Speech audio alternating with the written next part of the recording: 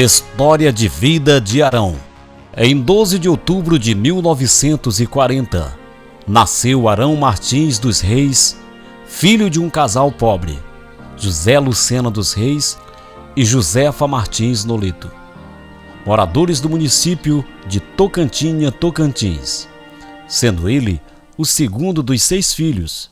Em 1949, acompanharam seus pais numa longa jornada a pé, com tudo o que tinham, na carga de uma égua pedrez, até a margem esquerda do rio Balsas, próximo à Vila Balsas, onde viveram por um ano. Em 1950, mudaram em definitivo para Buritirana. Em 1952, nasceu sua irmã caçula, Deusina. História de vida de Maria Luísa.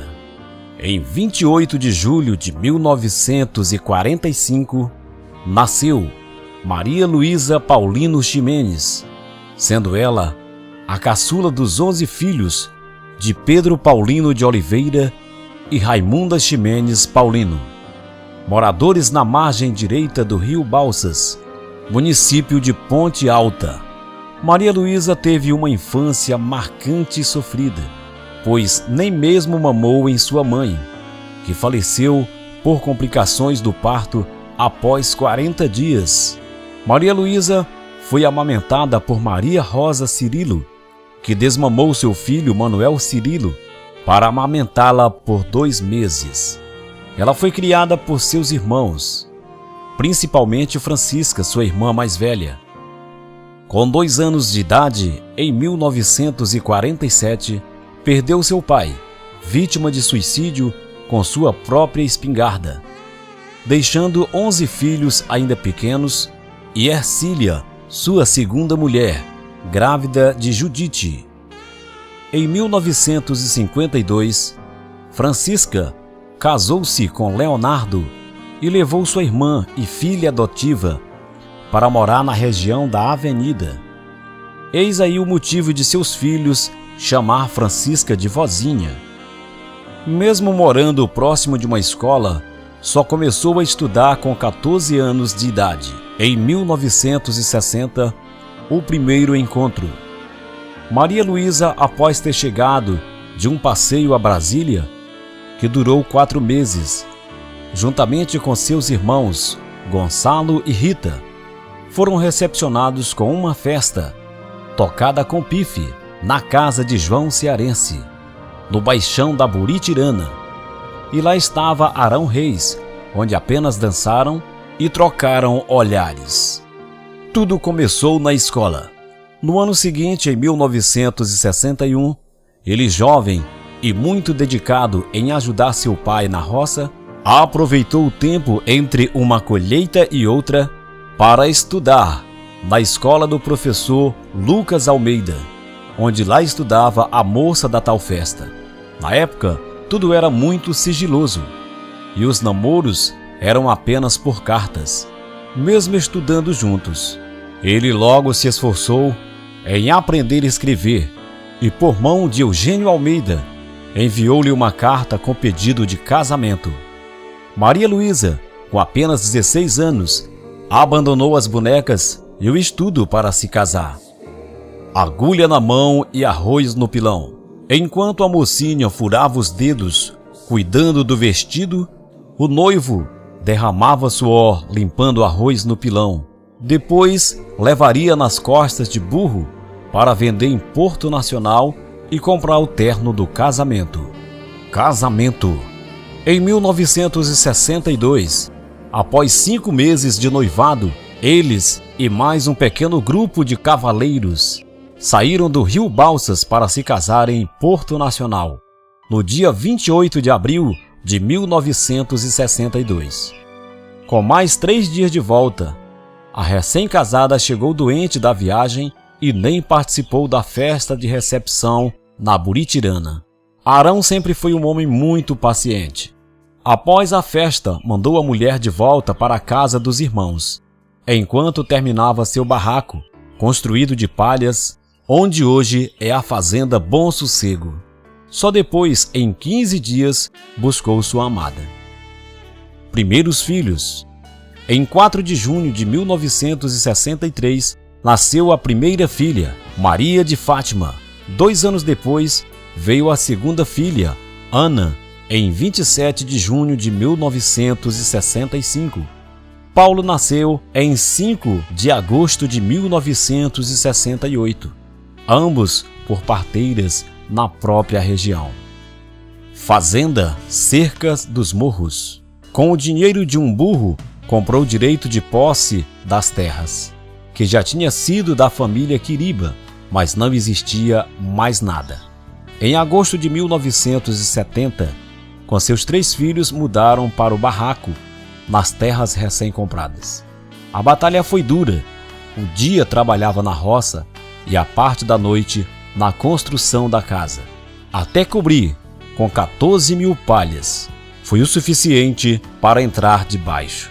As paredes de adobos só foram concluídas anos depois. Mais filhos.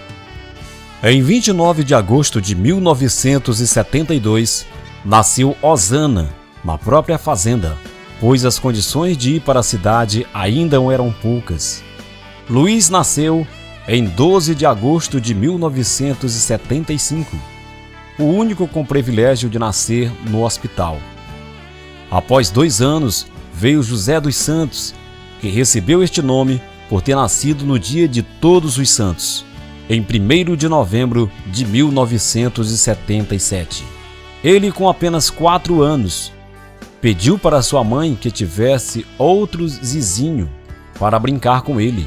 E então veio José Raimundo, em 23 de abril de 1982. E para encerrar com chave de ouro, em 1º de maio de 1987, nasceu a filha caçula Josiana. Foram 24 anos de fertilidade entre a primeira e a última filha.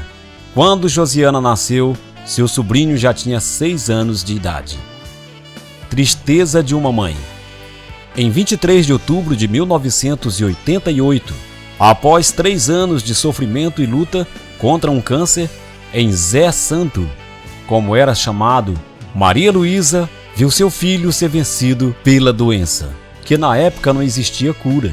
Em um hospital em Goiânia, sozinha e sem condições, teve que entregar o corpo para o próprio hospital. Renda familiar.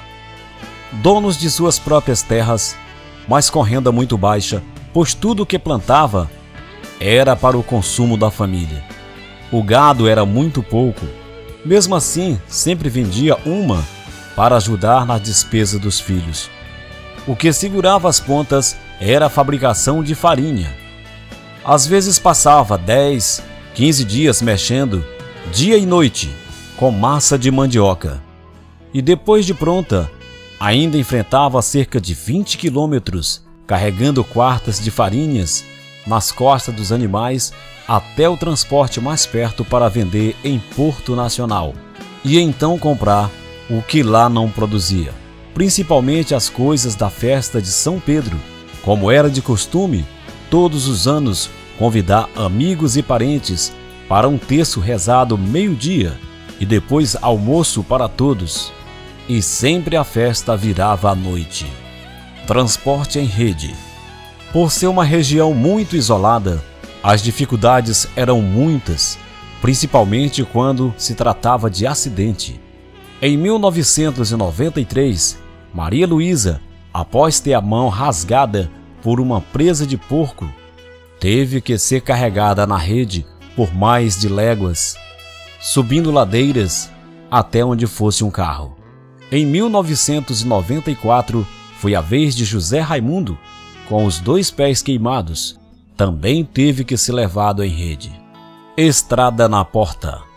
Depois de muitas promessas não cumpridas por políticos, o então prefeito de Monte do Carmo, em 1995, Senhor Rosário Carneiro, conseguiu fazer a tão sonhada estrada na porta. Daí, tudo foi diferente. Até mesmo os cavalos e burros descansaram das cargas pesadas. Braço forte. Apesar das melhorias que aconteceram na fazenda, Luiz ficou sendo o único companheiro e braço forte do pai, anos no serviço da roça. Mas é sempre assim. O que é bom dura pouco. Em 4 de dezembro de 1997, numa tarde chuvosa em uma fazenda um pouco distante, um raio atingiu seu irmão mais velho, o Paulo. Paulinho, carinhosamente como era chamado, deixou uma esposa jovem com 3 filhos bem pequenos que logo se mudaram para a cidade. Sofrimento em dobro. Além do sofrimento de ter perdido um filho, sofreu também com a saída do braço forte da família, Luiz, que deixou seus pais para assumir a vaga deixada por Paulinho naquela fazenda. Velhos e cansados. Com as idades avançadas e sozinhos, sem dar conta da dura rotina de serviços braçais, foram beneficiados pela assistência social ao homem do campo, a tão sonhada aposentadoria. E então veio a ideia de vender o sítio para comprar uma casa e se mudar para a cidade. Em 2002, a mudança.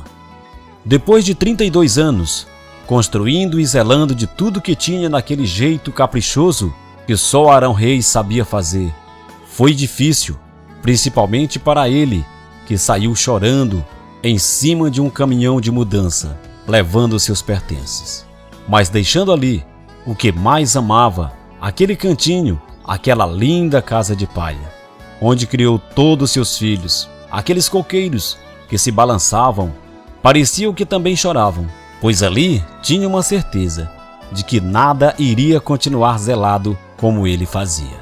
Palmas, palmas para eles. Hoje, moradores em Palmas levam uma vida tranquila, próximo de 2 filhos, fazendo o que mais gostam, ir sempre à igreja.